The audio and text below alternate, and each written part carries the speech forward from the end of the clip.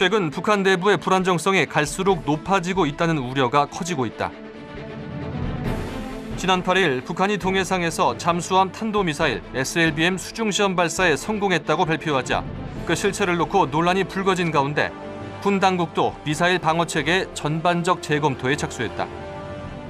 이거는 우리가 그동안 킬체인이나 KAMD로 했던 그런 대응 체계로는 결코 막을 수 없다는 게 많은 분들의 지적입니다. 우선 탄도미사일의 경우는 직접 한반도 내에 위협도 이루어질 수 있는 강력한 상태라는 우리 국민들을 불안하게 하고 있습니다. 최근 국정원은 국회 정보위원회 긴급 브리핑을 통해 현영철 북한 인민무력부장이 지난 4월 말 처형됐다는 사실을 밝히면서 김정은 공포정치에 따른 북한 정권의 불안정성에 무게를 더하고 있는데 지난 18일 한미양국은 외교장관 회담을 갖고 북한의 잇따른 도발에 대한 대북 공조를 재확인. 과연 교착 상태에 직면한 남북관계의 난제들을 풀 수 있을지 주목된다. 이번 주 이슈 토크에서는 북한의 정세 변화와 바람직한 대응 방안을 심층 진단해본다.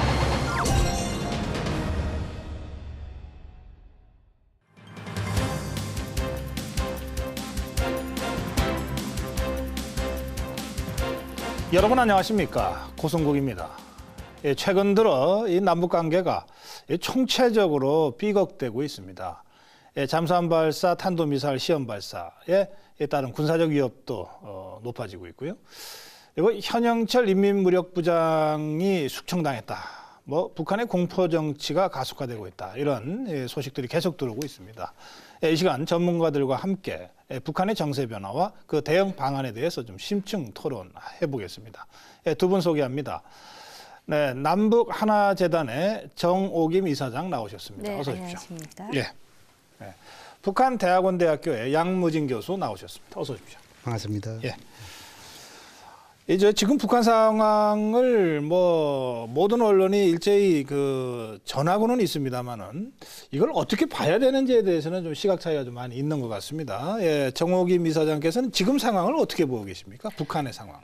북한의 이 상당히 극단적인 공포 정치로 아마 그 안에서의 체제는 단기적일 수도 있겠지만은 안정적인 것처럼 보입니다. 그런데 지금 밖으로 드러나는 일련의 현상은 오히려 김정은이라는 권력자가 불안정성을 심화시킬 여지를 남겨둔다는 점에서 우리도 상당히 긴장 속에 주목해야 될 부분이라고 생각을 합니다. 공포를 동원하면은 우선은 좀 꼼짝 못하게 하는 효과가 단기적으로 있겠지만 그러나 결국 이게 체제를 바닥에서부터 위협할 수밖에 없다. 예, 일반적으로 정치학에서 그렇게들 얘기하는데 북한이 지금 그런 상황이다 이렇게. 아니요, 그건 아닙니다. 그러니까 예. 이게 다른 체제라든지 또는 일반적인 현상인데 네. 북한의 경우에는 시민사회의 경험이 없고요. 물론 상투적인 설명이긴 합니다만은 그리고 우리 민주주의 사회나 조직에서도 어떤 강력한 어떤 구조적인 힘 앞에서 그렇게 쉽게 저항하려는 동력은 생기지 않습니다. 근데 황차 그런 극단적인 개인 독재 체제 하에서 그런 경험도 없고 또 그런 배경도 없고 또 그런 추동력을 가지는 하나의 조직, 예를 든다면 과거에 우리 한국 정치를 볼 때 육군사관학교라든지 그런 게 부재된 상태에서 밑으로부터의 어떤 큰 변화를 기대하기에는 네. 아직은 시기상조지만 이렇게 끌어올라가고 있는 것은 맞는 것 아닌가 이렇게 생각이 든다는 것이죠. 예. 양문진 교수께서는 어떻게 보십니까? 현 단계 저는 북한 정세 특이 동향은 없다. 저는 그렇게 분석을 합니다. 첫 번째로 가장 중요하게 볼 수 있는 대목에서 군사 쿠데타의 징후 지금 없거든요. 네. 일례로 군사 쿠데타의 징후 있다면은 휘인선수를 중심으로 한 군대 또 그리고 북중 간의 접경지대 이에 대해서 상당 부분 이 통제가 강화돼야 되거든요. 네. 지금은 이제 그런 상황이고 오히려 지금은 이제 북한 군부들은 서해상에서는 이 꽃게철이잖아요. 여기에서 북한 어선들을 보호하면서 꽃게철을 놓치지 않는다. 소위 말해서 고기를 더 많이 잡기 위해서 노력하는 또 지원하는 그런 측면이 있고 또 육지에서는 북한 군인들이 지금 이제 농촌 지원 전투 여기에 동원되는 그런 상황입니다. 네. 두 번째로 그 평양 시민들의 민중봉기랄까요? 이런 징후도 지금 보이지 않거든요. 네. 물론 일부 탈북자들이 그 과거에 비해서 평양 주 시민들의 그 이 당국에 대한 불만의 목소리는 있지만도 좀 저항적인 이런 움직임 아직까지 보이지 않고 있다. 이렇게 네. 정을 하고 있습니다. 그리고 세 번째로는 아마 외교 관계겠죠. 지금 이제 평양 중심의 그 외교 사절단들 지금 이제 전혀 뭐 움직임이 없습니다. 또 그리고 북한의 대외 활동도 정상적입니다. 지금 이제 더 나가서 지금 이제 혹시 북한에서 특이동향 이상이 있다면은 김정은 제1위원장이 이렇게 그 경제라든지 군에 활발한 현지 지도를 할 수가 없습니다. 지금 이제 정상적이고 아주 활발하게 하고 있거든요. 네. 그런 측면을 봤을 때 지금 이제 비록 외부에서 뭐 공포 정치니 여러 가 하고 있지만도 북한의 정치의 상황으로 봤을 때는 큰 이상이 없다. 그런 측면에서 좀 안정적이다. 저는 그렇게 분석을 합니다. 아, 그래요? 아, 저도 뭐 양무진 교수님 그 진단에 대부분 이제 그 동의를 하고요. 근데에도 불구하고 몇 가지 이제 그 특이사항이 있는데 장성택 처형 경우에는 네. 장성택은 사실 김정은 입장에서 보면 아버지 때 사람, 할아버지 때 사람일 수 있어요. 근데 지금 현영철 말씀을 하셨는데 고 박사님께서 그리고 마원춘이라든지 이제 이런 일련의 인물들은 사실은 김정은 사람들입니다. 근데 이제 김정은 사람들에 대한 숙청 또는 뭐 처형에 대한 첩보가 지금 들어왔다 이런 상황이라면 분명히 그 평양에 있는 240만, 250만의 기득권자들이 공포스러우면서 긴장하는 부분은 분명히 있겠죠. 그러니까 네. 무서워서 충성하는 것은 맞을 것 같습니다. 그리고 이제 쿠데타 가능성도 저도 생각할 때 지금 현재로서는 없다고 보여지지만 이 이제 극단적으로 이제 그 소위 코너로 몰면 쥐도 고양이를 물 수 있기 때문에 사고의 가능성은 열려 있죠. 그래서 네. 그래서 이제 주목해봐야 알겠습니다. 된다라는 말씀. 지금 두 분이 김정은 정권을 위협할 만한 특이 사항은 없다. 여기에 대해서는 두 분이 되게 예, 그 일치하는 이제 견해를 보이셨고, 다만 그 뭐 현영철 숙청도 그렇고 이게 뭐 숙청은 된 것 같아요, 그죠? 뭐 진짜 뭐 언론에서 얘기하듯이 고사프로 총살을 했는지 안 했는지는 좀 더 확인이 필요합니다만. 근데 이게 현영철 한 사람이 아니라 장성택을 비롯해서 한 70여 명.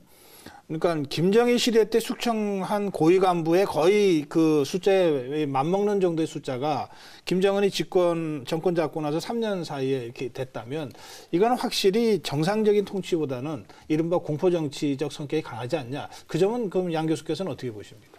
그렇습니다. 그 김정은 제1위원장의 통치 규범 이를 보면 세 가지로 볼 수 있습니다. 첫째로는 그 북한 사회주의 헌법의 토대에 살 수 있겠죠. 두 번째는 헌법보다도 상위가 일종의 당규약이겠죠. 네. 그런데 지금 북한은 특수한 체제라서 당규약보다도 상위에 있는 것이 유일 영도 체제 10대 원칙이 있습니다.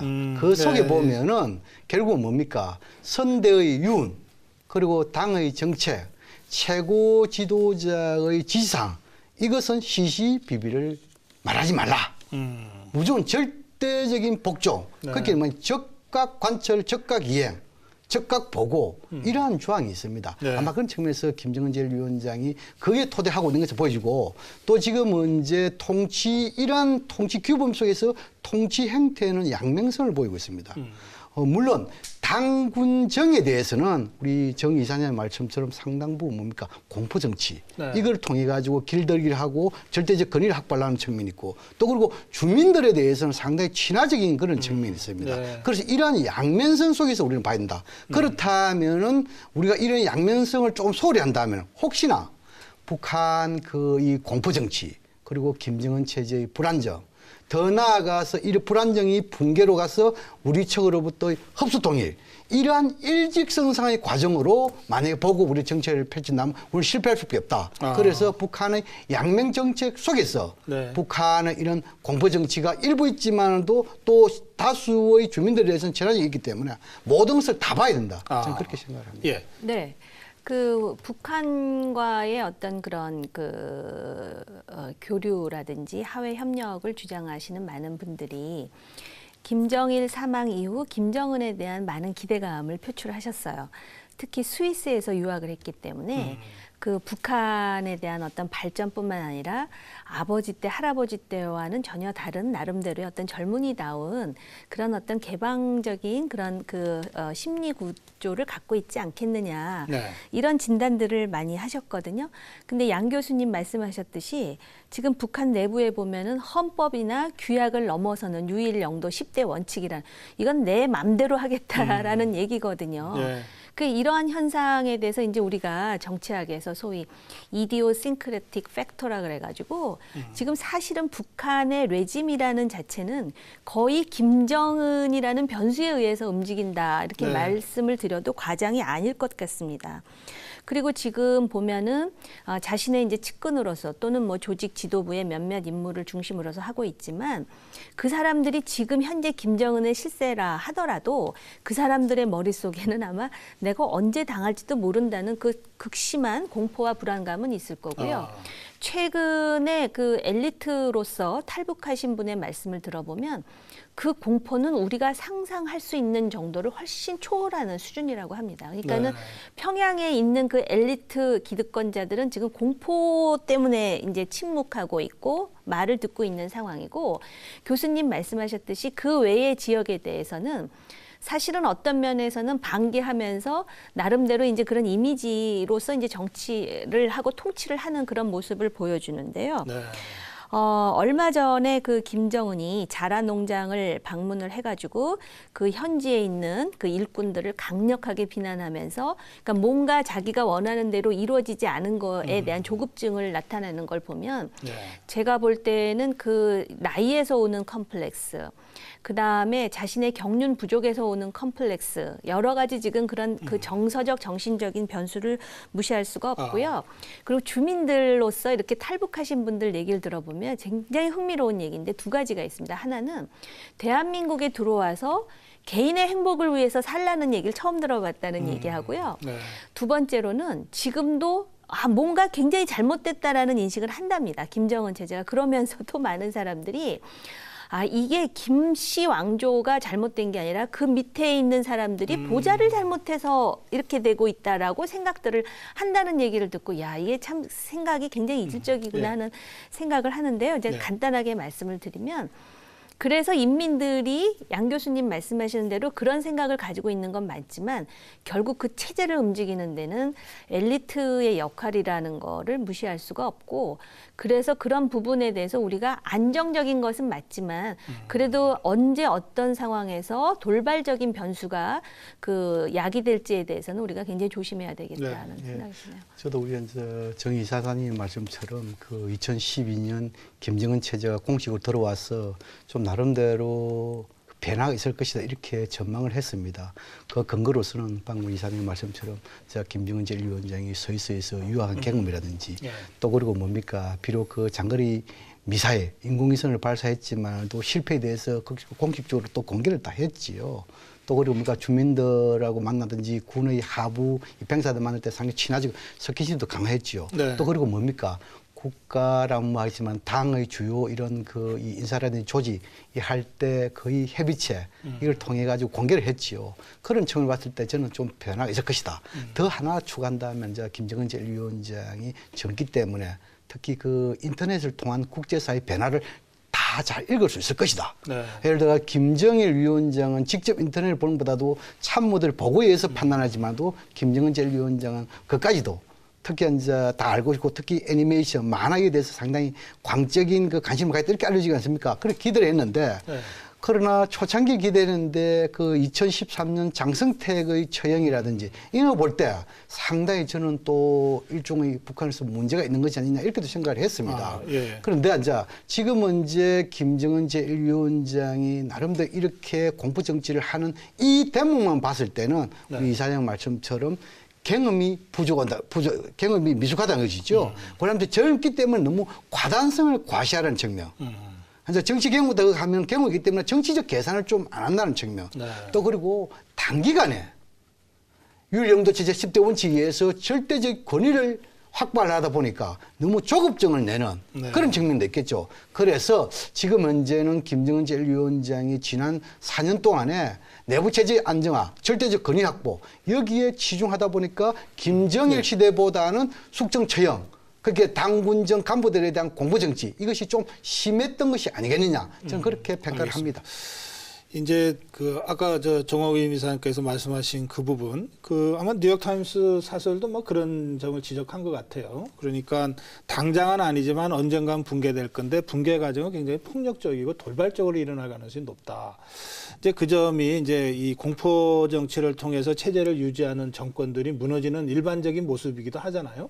그런 점에서 그 가능성을 늘 대비해야 된다 이런 취지의 말씀이시고, 그러나 또 한편으로는 양묘진 교수께서 말씀하신 대로 이게 스타일의 변화는 확실히 좀 있지 않냐. 그리고 주민들이 뭐 몰라서 그러건 아니면 알고도 뭐 이 겉으로 복종하는 것인지는 몰라도 어쨌든 김정은이라고 하는 새로운 지도자의 새로운 통치 행태에 대해서 뭐 눈물을 흘리면서 열광하고 하는 분위기도 확실히 있기 때문에 이 부분은 우리가 좀 같이 봐야 된다. 이제 이렇게 말씀하셨습니다. 자, 그런데 제가 이 질문을 좀 드리고 싶은데, 아무리 북한이 폐쇄적인 체제고 뭐 일종의 무슨 광신자 집단처럼 뭐 그렇게 작동이 된다 하더라도 그래도 2천만 명이 넘는 이 국민이 모여 사는 국가 아니에요. 그러니까 김정은이 혼자서 통치하는 건 불가능할 거다. 그렇다면 누군가 통치 주체 세력이 있을 텐데 그게 뭐 김일성과 함께했던 1세대가 있고 김정일과 함께했던 2세대가 있다면 김정은과 함께하는 뭔가 다른 세대가 있을 텐데 그 세대가 윗세대들을 지금 숙청하고 교체하고 있는 과정인지 아니면 정말 이런 세력 자체가 지금 없다는 뜻인지 그건 어떻게 보십니까? 두 분께서. 예. 예, 그 우리가 이제 그 3대 김씨 가문의 통치와 관련해 보면은 네. 예를 들어 가지고 김일성 주석의 시대에는 일종의 그 당 우위론이었죠. 당에서 모든 결정해 가지고 하는 그런 그 당국가 체제론이죠. 그러나 이제 김정일 시대 들어왔던 일종의 과도 체제. 그래서 이제 군 우위론. 그래서 성군 정치를 펼쳤죠. 지금 이제 김정은 시대 들어와서 불과 4년밖에 안 됐지만도 제가 보기에는 당군정의 역할 분담론. 다시 말해서 예를 들어 당의 그 당적 지도를 받지만도 기타 인사를 이거 보면은 상당 부분 뭐 경제 같은 경우에는 내각에 주 책임을 주고 안보 같은 군이 주고 이 지도 같은 사상 이런 부분에 대해서는 그 당에서 하는 이런 역할 분담을 하고 있다 이렇게 보여지고, 그런데 이제 김정은은 이런 역할 분담론에서 바치는 일종의 엘리트들이 할까요? 네. 이런 부분에 대해서는 외형상으로는 물론 빨치산의 2세, 3세 이런 것도 있고 또 이 뭐 망경대 혁명학교라든지 또 김일성 그 이 군사종합대학이나 여러 가지 이런 50대, 60대들의 세대들이 있습니다. 그런데 제가 보기에는 네. 김정은 제1위원장의 모든 부분에 대해서는 이런 후견 체제 이것도 지금 별로 없고 자신의 일종의 뭡니까? 권위를 가지기 위해서 좀 독단적인 네. 이런 걸 말고 단지 형식상으로 주요 인사라든지 조직이라든지 국가 정책할 때 당의 그 협의체 이것을 보여주는 그건 일종의 행시장이 아니겠냐. 저는 그걸 보거든요. 어떻든 간에. 거의 혼자서 한다? 그렇죠. 저는 지금 문제 봤을 때는 그걸 하는데, 그런데 이제 지금 이제 김정은 제1위원장이 비록 이런 혼자도 한다는 그 하더라도 네. 지금 이제 바치는 사람들 세대는 50대, 60대들의 측근들이 상당 부분 포진하고 있다. 네. 저는 그렇게 생각을 합니다. 예. 저는 이제 양 교수님 생각하고 조금 다른데요. 그 아까 연령 컴플렉스에 대해서 제가 말씀을 드렸잖아요. 지금 본인이 정권을 승계는 받았는데 본인 스스로는 알 것 같아요. 지금 감당하기에는 너무나 그 짐이 무겁다라고 생각하는 게 여러 가지 방향으로 표출되는 것이 아니냐 이런 생각이 들고요. 솔직히 네. 김정은을 만나보지도 않고 또 북한 체제가 그렇게 열려 있는 체제가 아닌 상태에서 우리가 우리 스스로의 어떤 그런 그 머릿속에서의 상상과 일련의 어떤 자료를 가지고 이제 판단을 하는 거기 때문에 틀릴 수도 있는데 네. 제가 볼 때는 그 이제 경제 분야와 관련해서도 뭔가 그 인민들을 그 배불리 먹임으로써 내가 그 어떤 지도자로서의 위상을 좀 부각시키겠다라는 욕구는 분명히 있는데 나오는 방법은 무슨 마식령 스키장이라든지 뭐 승마장이라든지 상당히 뜬금없다라는 생각이 들고요. 그다음에 이제 각 그 소위 당정군으로 이렇게 이제 힘을 배분하는 것이 아니냐 이렇게 이제 해석을 해주셨는데 제가 볼 때는 자기가 지금 옆에 두고 쓰고 싶은 사람을 통해서 때로는 당을, 때로는 군을, 때로는 정을 나름대로 견제하고요. 그리고 이렇게 사람을 많이 처형하고 교체한다라는 거는 네. 자신감 결여죠. 자신감이 있다면 그리고 아무리 자기 앞에서 고양이 앞에서 쥐처럼 행동을 하더라도 정말로 그 동물적인 권력 의지와 본능을 갖고 있던 김정일 같은 경우 그렇게 안 하지 않았습니까?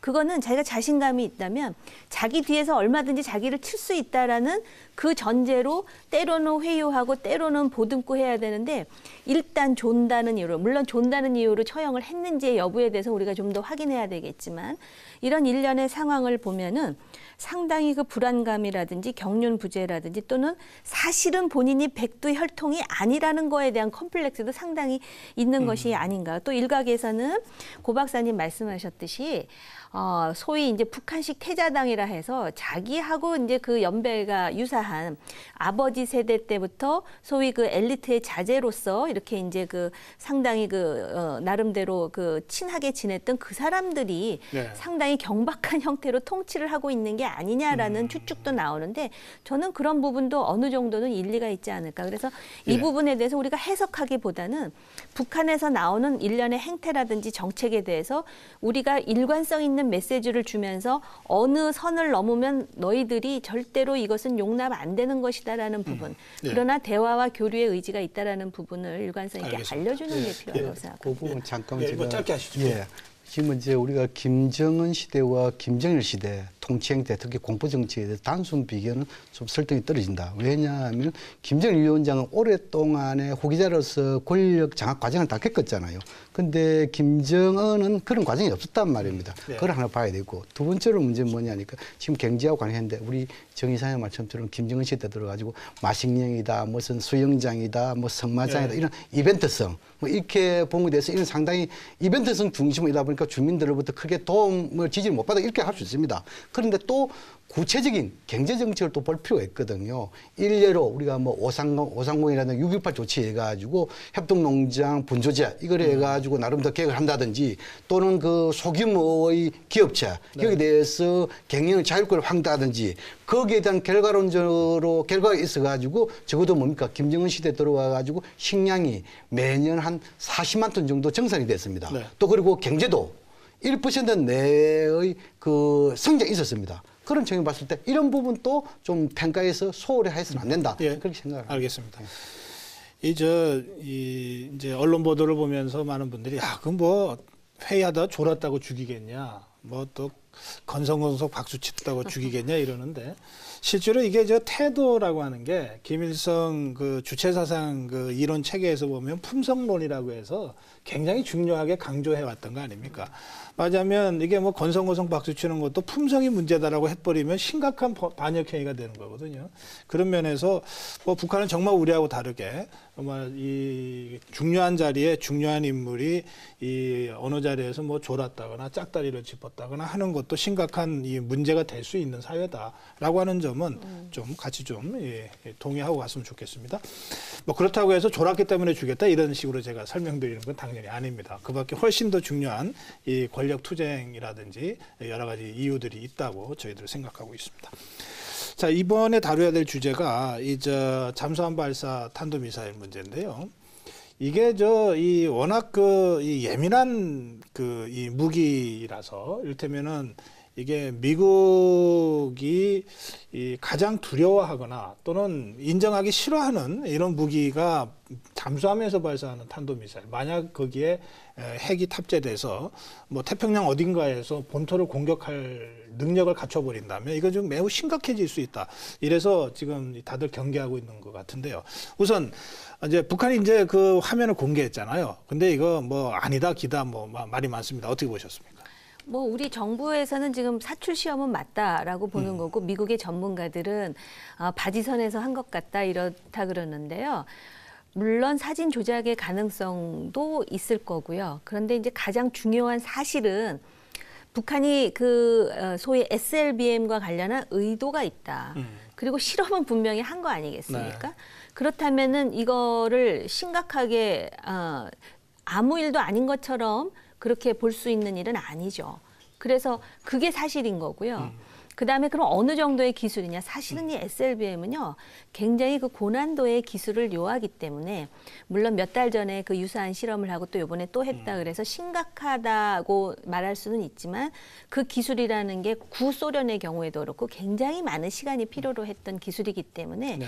그런 부분에 대해서는 우리가 좀 냉철한 그 현실적인 그런 사실에 입각한 분석이 필요하다고 생각하죠. 그러니까 북한이 SLBM을 개발하려고 하는 분명한 이 의도. 목적과 의도는 있다. 또 실험도 하지 않았습니까? 실험도 했다. 네. 그런데 이게 아직 기술적으로 완성된 단계라고 볼 초기 필요까지는 단계로 없다. 보는 것이 예.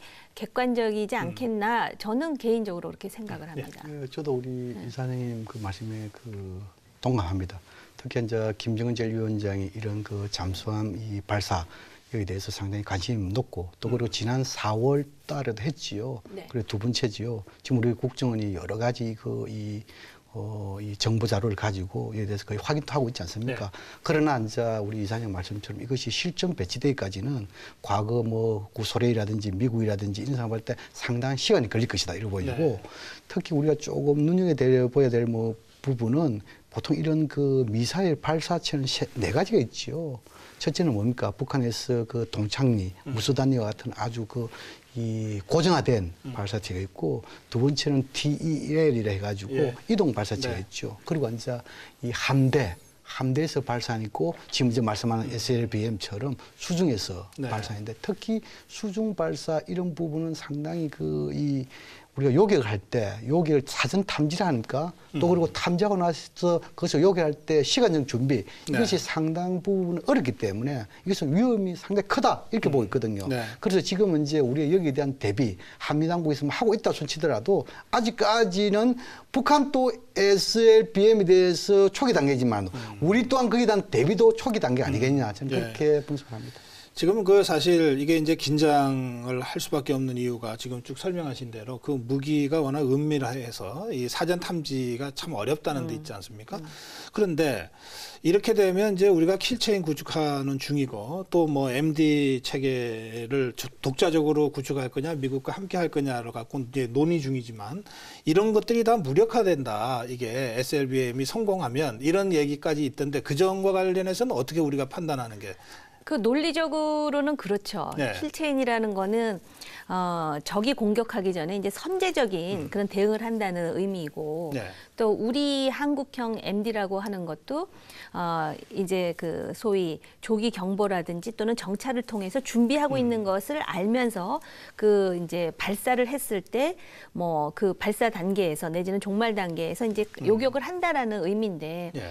이 SLBM은 사실은 이것이 이제 그 고도로 발달하게 되면 이게 그 대륙간 탄도 미사일이라든지 또는 멀브라고 해가지고 다단계로 다목적 그 타겟을 대상으로 해서 다시 그 재도입되는 그런 이제 그 기술하고 연동되면 상당히 위험한 것은 맞죠. 그런데 네. 과연 그 우리의 그런 어떤 한국형 미사일하고 킬체인을 SLBM하고 연동시켜서 그 체제를 만들면 이것까지도 그 우리가 대응할 수 있다라고 하는 것은 기술적으로 볼 때 좀 단순 논리죠. 그렇기 때문에 오히려 어떤 면에서는 굉장히 소위 이제 그 고난도의 정교한 대응 체계를 또 갖춰야 된다라는 점에서는 그런데 아직 SLBM에 대해서 이제 우리가 그 긴장해서 그거에 대한 대응하기 전에 네. 우리가 이미 그 킬체인이라든지 또는 한국형 MD에 대해서도 지금 확고한 구축을 하기 위해서는 뭐 2030년 얘기도 나오고 그러지 않습니까? 그래요. 그래서 예.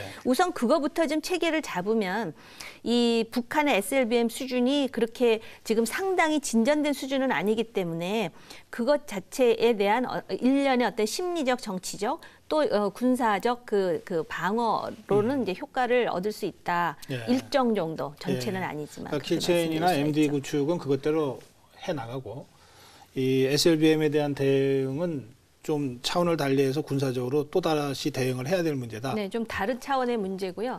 만약에 SLBM이 확실히 구축됐다 그러면 그 SLBM이 구축된 나라에 대한 방어 기제를 확실하게 가지고 있는 나라가 전 세계에 없는 것으로 알고 있습니다. 현재로서는요. 예. 예, 그래. 저도 그 부분도 좀 동감합니다. 네. 뭐 우리 이사님께서 잘 설명했습니다만 또 우리가 킬체인 하면 이제 선제 공격이죠. 그다음 이제 KMD 한국의 미사일 방어 체제라는 것은 일종의 뭡니까 하청 방어 체제죠. 네. 그러니까 북한이 미사일 발사해가지고 지상에서 한 25km 내외에서 이제 요기를 하는 거 아닙니까? 네. 그럼 고고도라는 것은 뭡니까? 대기권 이 밖으로 나갔다가 다시 들어옴을 해가지고 일종의 50에서 150km 사이면서 고고도에서 이거 방어하는 거잖아요. 근데 지금은 이제 가장 중요한 것은 SLBM 이걸 하려면은 물론 체계가 뭡니까? 이걸 하려면 가장 레이더가 중요하겠죠. 우리가 뭐 고고도를 한다면 그 레이더가 X밴드 레이더가 엄청난 거 아닙니까? 물론 탐지는 할 수 있겠죠.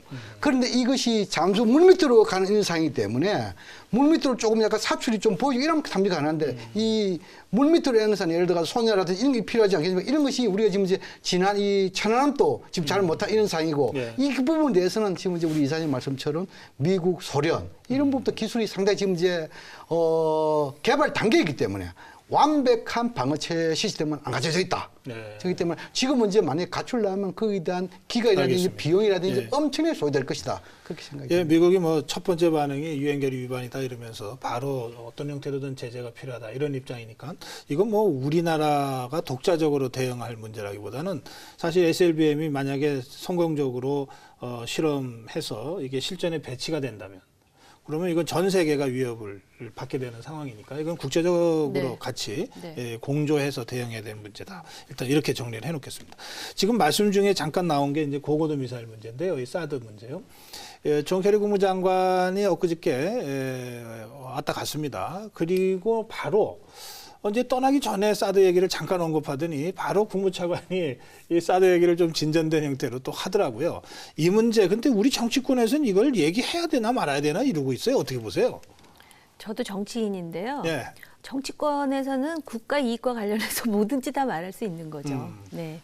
그런데 이제 이 사드 같은 경우는 특히 우리나라 안보와 관련돼 있고 상당히 그 디테일한 전문 지식이 필요하다 보니까 네. 이렇게 공론화했을 때 오히려 이제 불필요한 오해라든지 또는 정확히 알지 못하는 사실에 근거해서 이제 그 논의가 확대될 것을 우려하는 일각의 목소리는 있습니다만은 그 기본적으로는 정치권에서 그 논의하는 자체가 잘못됐다라고 생각할 수는 없다고 보여집니다. 예.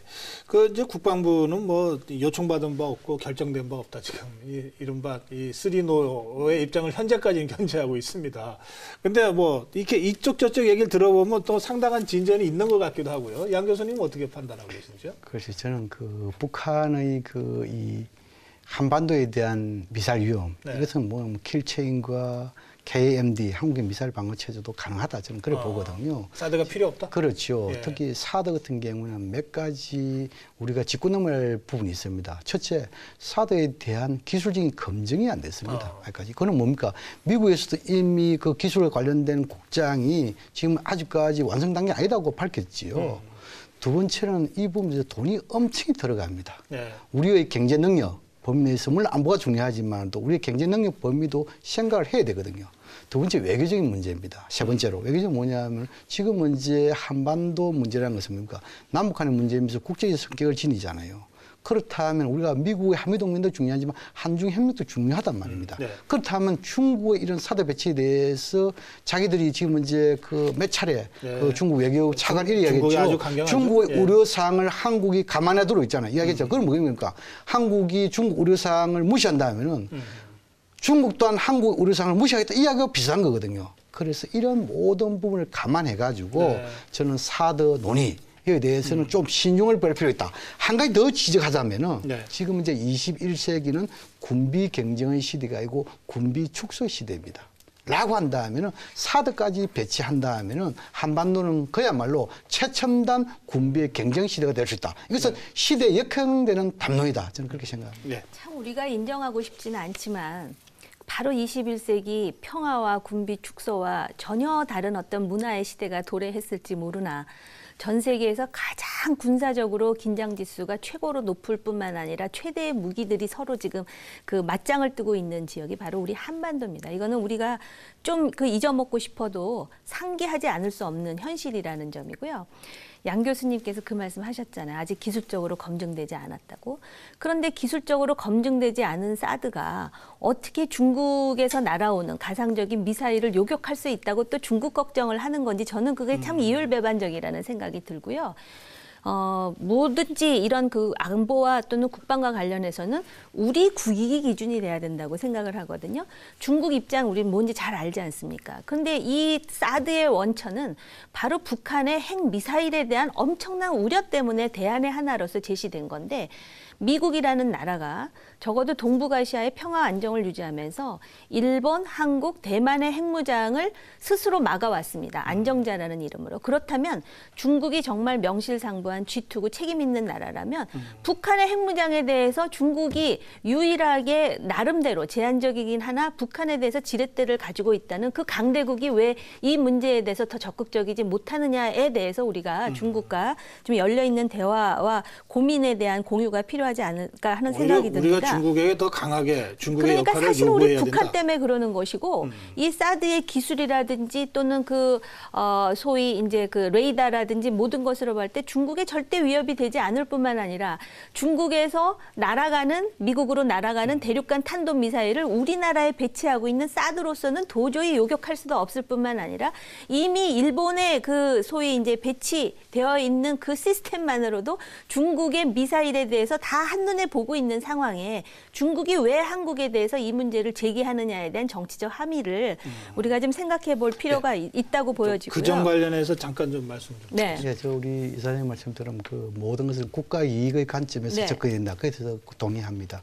그런데 이제 국가 이익이라는 측면을 보면은 한중 관계 이것도 국가 이익의 상당히 중요한 부분 아니겠습니까?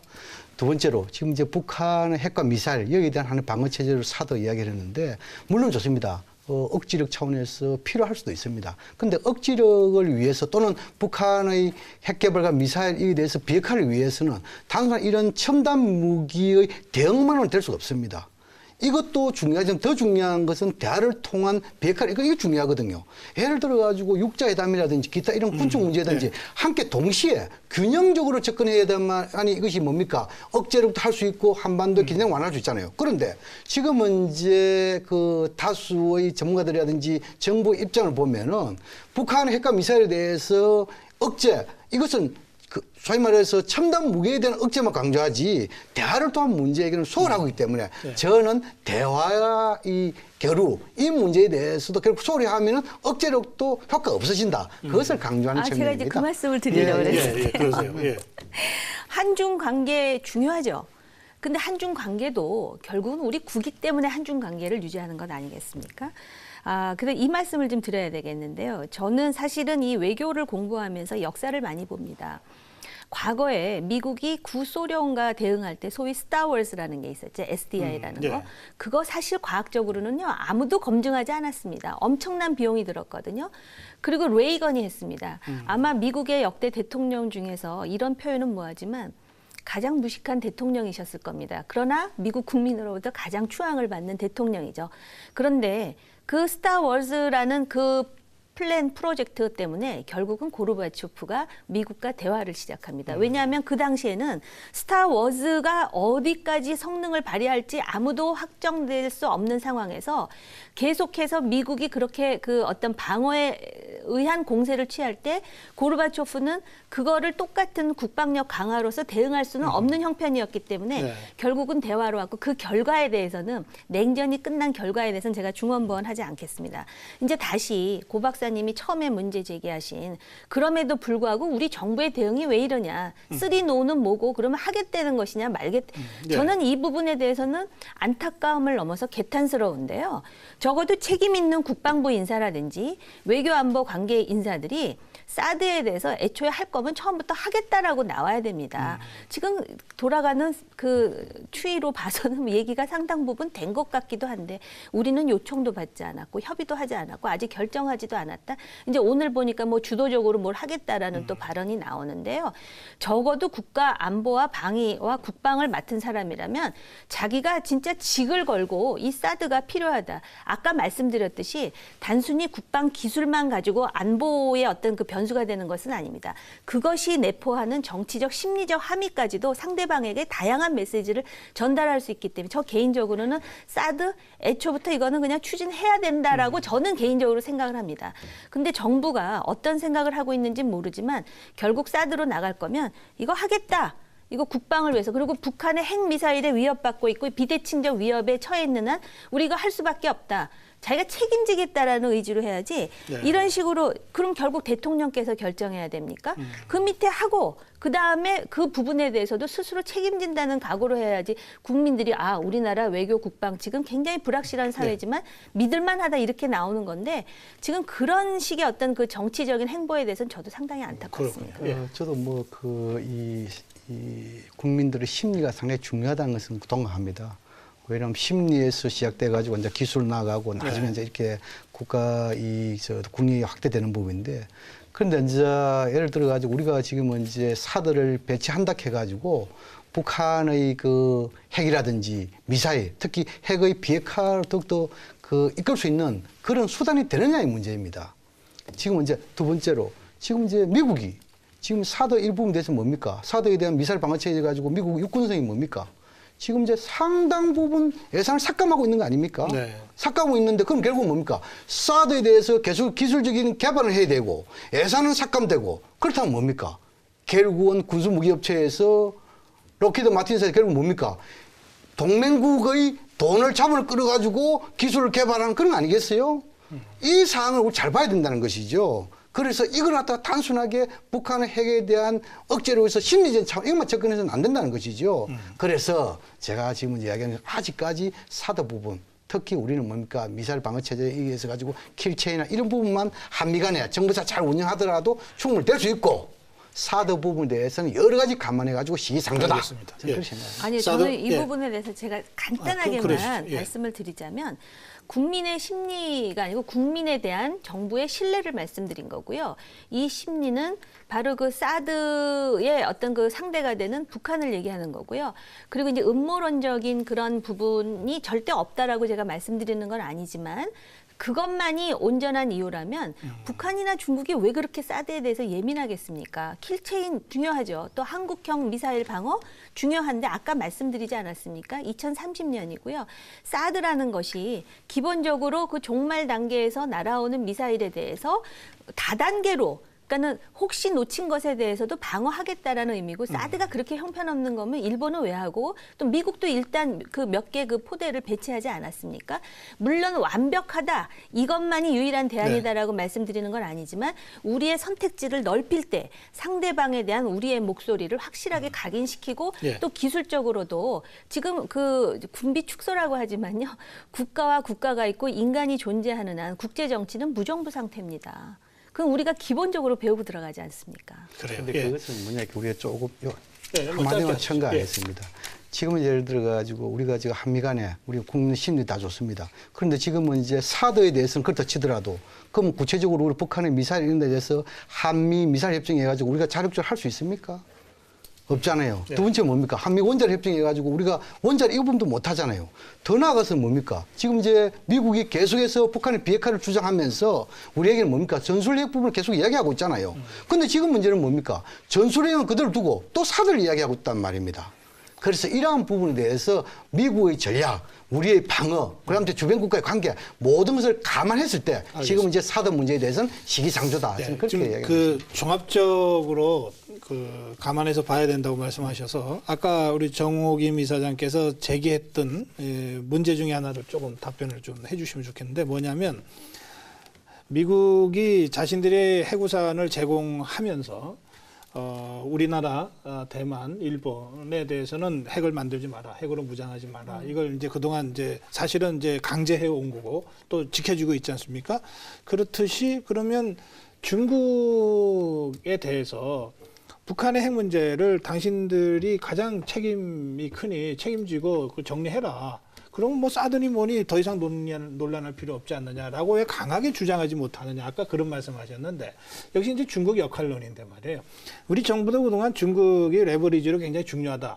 전략적으로 같이 가야 된다고는 해왔지만 그렇게 강하게 주장하기보다는 어떤 면에서는 좀 눈치 봐온 측면은 혹시 없는지 그 점은 어떻게 보십니까? 지금은 이제 그 북한이 핵을 만든 그 배경 요인은 뭡니까? 미국이 대북 적대 정책이라 그래야지요. 그래서 핵을 만들어도 했죠. 지금 이제 중국은 뭡니까? 그렇다면은 한국과 북한의 남북한 모두의 안보 우려사항에 대해서 하나의 탭을 놓고 이야기하자는 거 아닙니까? 북한은 핵과 미사일 문제 이에 대해서 좀 더 뭐랄까 전향적인 입장이 나오고 한국은 한미 군사훈련이나 주한미군 이 부분에 대해서 좀 더 전향 입장이 나오라. 이 모든 우려사항 하나의 탭을 올려놓고 한번 논해보자. 이것이 중국 시각 아니겠어요? 그런데 결국 뭡니까? 이것이 이제 이 중국의 왕이 외교부장이 존 캐리 외교장 국무장관하고 대담에서 뭡니까? 미국이 노했잖아요. 뭐냐 이게 한미 군사훈련이 방어훈련이고 주한미군 이거는 북한과 관계없이 한미 상호 방위 조약이 오기 때문에 아무 관계 없다. 이렇게 되니까 결국 뭡니까? 이런 부분이 안 되니까 그럼 서로 안보 우려사항을 같이 동시에 나눠놓고 해야 되는데 그게 안 되잖아요. 그래서 우리가 중국에 있어 가지고 북한의 핵과 미사일에 대해서 왜 중국이 압박 안 하고 계속 가느냐. 이거 하기 전에 우리도 한번 되돌아볼 필요가 있는 것이죠. 이런 모든 문제를 동당 입장에서 놓고 하면 저는 접점을 찾을 수로 봅니다. 그래요? 예. 제가 드릴 말씀이 굉장히 많은데 간략하게 말씀을 그러세요. 드리자면 그 미사일 협정이라든지 한미 원자력 협력 협정, 그 미국이 우리를 동맹국으로 생각하면서도 굉장히 인색한 것 같다라는 그 부분에 대해서 지적을 해주셨잖아요. 네네. 저는 100% 동감해요. 그게 국제정치 현실이에요. 친구라고 우리 생각대로 다 해주지 않는 나라들이 얼마나 많습니까? 일본은 말할 것도 없고 미국이 동맹이라 그래서 우리 원하는 대로 다 해줍니까? 그래서 우리 자신이 중요한 거고 우리 내공이 중요하다는 말씀을 제가 드리는 거고요. 그다음에 그럼에도 불구하고 미사일 협정을 통해서 우리가 사거리 무게 좀 늘려나갔죠. 그리고 원자력 협력 협정 같은 경우도 물론 우리 마음에 완전히 100% 드는 건 아니지만 나름대로 우리의 어떤 그 행동 반경을 넓히는 그런 그 여유 공간을 만들어놨다라는 걸 아마 교수님도 인정을 하실 거고요. 그 와중에 미국이 그 북한의 핵에 대한 확장 억제를 계속해서 지금 해오고 있지 않습니까? 우리가 뭐 미국 좋아서 그럽니까? 나름대로 보니까 강대국 중에 그래도 그 계속해서 긴밀한 공조하에 우리 거를 챙기면서 미래 통일로 나가기 위한 우리 나름대로의 합리적 선택이라고 생각을 하고요. 육자 회담 말씀하시는데요. 그 북한이 미국에 대한 적대 정책 때문에 그 지금 핵을 개발한다라는 말씀은 물론 이제 그 양 교수님 소신이시잖아요. 근데 저는 전혀 그거를 동의하지 않기 때문에 저는 이 북한과의 관계라든지 국제 정치는 그 확실한 그 사실에 근거해서 해야 된다고 생각합니다. 북한이 적대 정책 때문에 그걸 만들었다면 그 북한의 핵과 미사일과 비대칭적 살상 위협 때문에 우리는 완전히 핵을 이고 있는 상황이라는 거죠. 그러면은 우리 국익과 국민의 안전의 관점에서 이 문제를 어떻게 대응해야 되느냐를 봐야 되는데 육자 회담에 애초에 어떻게 태동됐습니까? 핵 다 포기하겠다. 소위 뭡니까? 완전하고도 되부를 수 없는 검증 가능한 디스맨틀먼트 해체하겠다. 그래서 6개국이 모였는데 지금 딴소리 하지 않습니까? 그럼 육자 회담 테이블에 오려면 적어도 북한이 229 선언이라 해서 그 합의한 것만은 좀 지키고 하라. 근데 그것까지도 안 하니까 이런 문제가 생기는데요. 지금 그 논의를 하자면 우리 아마 10시간이 돼도 다 못할 것 같습니다. 간단하게 우리 정 이사님처럼 우리 국제 정치에 있어 가지고 힘을 논리와 현실주의 그에 대해서 저는 공감합니다. 그런데 이제 예를 들어 가지고 한미 원자력 협정이라든지 또는 그 미사일 이런 부분에 대해서는 힘의 논리라는 미국 입장을 따를 수밖에 없다. 그렇다면 우리 중국도 마찬가지잖아요. 중국도 그러면 지금 G2 국가로서 지금 북한에 대한 여러 가지 부분에 대해서 중국도 그런 국가 이익이 있기 때문에 저희에 대해서 어떤 완중지도 하려고 그런 거 아니겠어요? 그다음 째 힘의 논리를 떠나 가지고 약소국의 또 논리도 있지 않습니까? 예를 들어 북한 같은 약소국이잖아요. 물론 국제규범을 위반하고 있죠. 그럼 약소국에서 가장 국가 이익은 뭡니까? 안보 아닙니까? 그런 식으로 논리적으로 따지면은 다 자기의 개변은 다 있다는 것이죠. 그런데 너무 지나치게 우리 이사장님께서는 힘의 논리에 의한 미국, 여기에 대해서 인정해야 된다. 이렇게 하면 약소국은 결국 뭡니까? 다 힘을 따라야 된다는 그것만 되는 거잖아요. 그래서 이런 부분에 대해서 균형이 중요하다는 것이죠. 아니요, 저건 제가 드린 말씀을 지금 왜곡하셔서 왜곡이 제가 아니고, 예. 아닙니다. 미국 입장을 따를 수밖에 없다고 전혀 말씀드린 바 없습니다. 미국이라는 나라가 이런 나라라고 오히려 제가 동감을 표시하면서 그럼에도 불구하고 우리가 미국과 긴밀한 공조와 동맹을 유지하는 이유는 바로 우리 국익 때문에 사실 적은 비용으로 미국이라는 큰 거인을 끌어들여서 우리의 안보를 지키면서 국제적으로 우리의 입지를 지금 팽창해 나가는 것에 대해서 부정하시지 못할 겁니다. 네, 그렇습니다. 마찬가지로 중국도 자기 중국 힘의 논리가 있겠죠. 그래서 우리가 중국과 굉장히 좋은 관계로 지금 계속 유지하고 있지 않습니까? 약소국의 논리라는 이유로 북한처럼 행동하는 것에 대해서 네. 200개 국가 중에 북한 빼고는 다 규탄을 하고 있는 상황이라면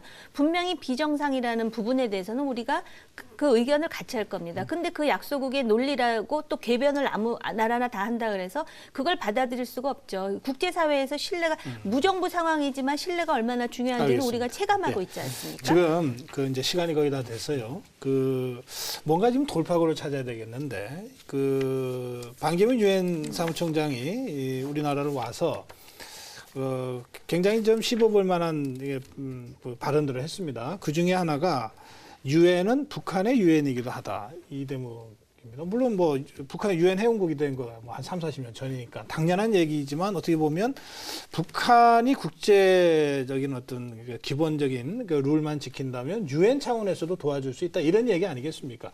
그러면서 개성을 가겠다고 했고 또 북한 방문을 피력했는데 북한이 결국은 어쨌든 개성 방문조차 지금 불허한 상태거든요. 지금 이 상황에서 유엔조차도 지금 돌파구를 좀 풀지 못하는 것인지 이 사장님 어떻게 보세요?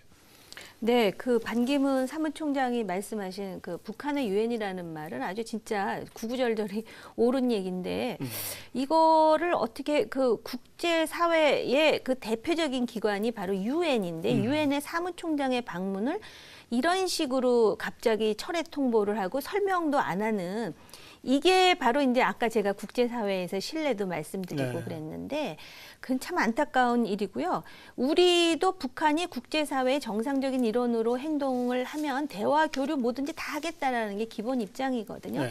근데 지금 저렇게 나오는 그 속내를 보면 지금 북한의 행태가 문제가 아니라 앞으로의 남북 관계라든지 국제사회에서의 북한의 행보라든지 참 우려를 해야 될 그 소지들이 많아지는 게 아닌가 이런 걱정이 됩니다. 예. 저도 지금 이제 한반도 음정원상에서 그 유엔 사무총장의 개성당 방문이 철회된 거 상당히 안타깝습니다. 네.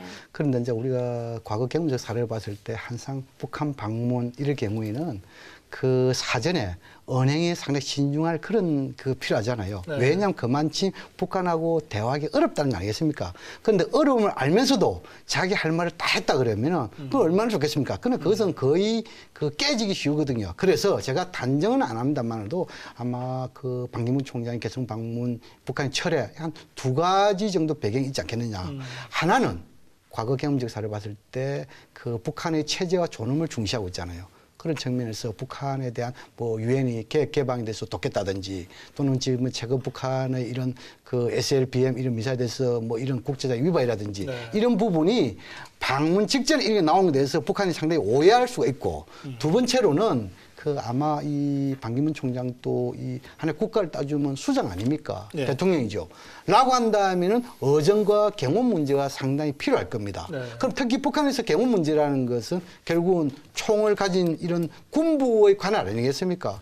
여기에 부분에 있어 가지고 사전 조율 실패를 할까도 이것도 하나의 요인이 아니겠냐. 저는 그렇게 짐작을 해봅니다. 뭐 지금 짐작이시니까 이걸로 길게 토론할 일은 아니지만 만약에 두 번째 원인이라면 이거는 김정은이 좀 이 북한을 제대로 장악하지 못하고 있다는 반증이기도 해서 더 심각해질 수 있다 이런 생각이 언뜻 드네요. 어쨌든 사실 이게 유엔 사무총장이 전 세계 그 이 내전 현장에도 방문하고 모든 이 재난 현장에도 가장 먼저 달려가는 그런 그 지도자인데 이렇게 그 방문이 다 정리가 됐다가 이게 하루 앞두고 몇 시간 앞두고 이렇게 거절당하는 경우는 지금껏 별로 사례가 없었던 것 같습니다. 그래서 이번 그 반기문 총장의 유엔 북한 방문 무산, 개성공단 방문 무산은 아까 정호김 이사장도 잠깐 말씀하셨습니다마는 이 국제사회가 북한을 보는 시각에 또 다른 하나의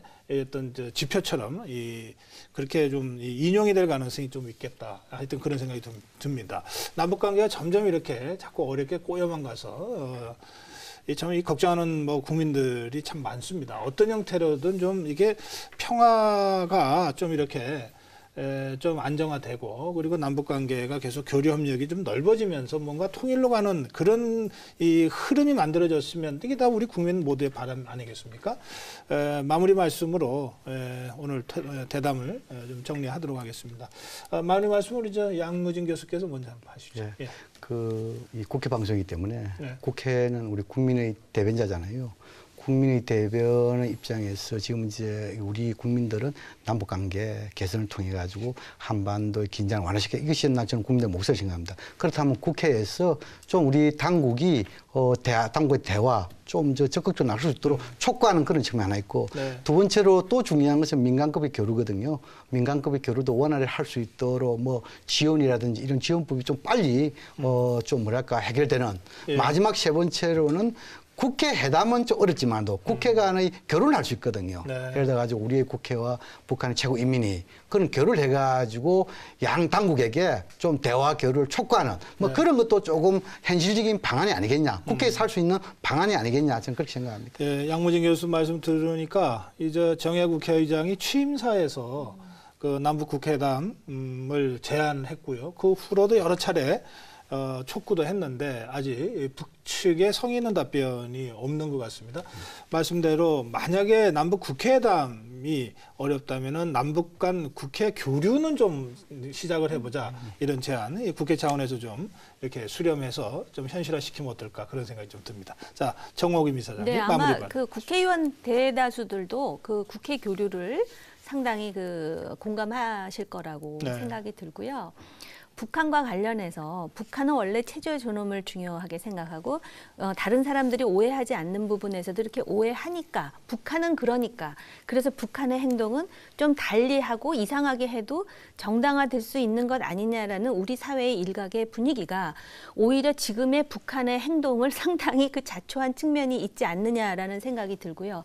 저는 제가 탈북민들의 정착을 관리하는 그런 입장에서 이제 많은 경험을 해서 그런지 몰라도 북한이 그러면 김정은의 북한이냐 아니면 북한 인민들과 또 북한의 시스템이라는 걸 우리가 봐야 되느냐에 대해서는 늘 고민이 됩니다.